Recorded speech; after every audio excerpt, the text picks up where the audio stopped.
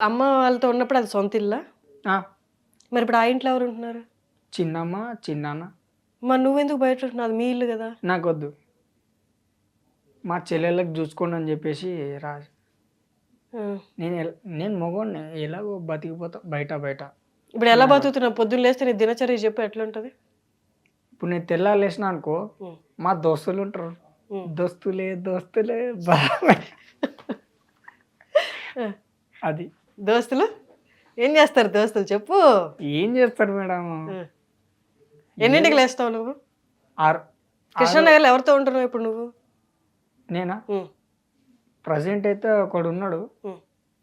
ఇప్పుడు ఆయనకు చూపిస్తే ఈడా అంటావు మేడం. నిజం మేడం, ఆ, చూపి. చూపియట్టే నాకు అక్కడ ఫోన్ ఉంటాయి కదా మేడం. ఫోన్ లేదా నీకు? ఫోన్ ఉండదా? నీకు నెంబర్ లేదు, ఫోన్ లేదు. ఆ. ఎవరది? యాక్టరా ఆయన కూడా? పెద్ద actor, highways owner. Sai wines ఓనరా? మందు తాగడమే కాదు, మందు షాప్ ఓనర్తోనే ఉంటున్నావా? ఎవరాయన? పేరు చెప్పు. దర్శనాన్న.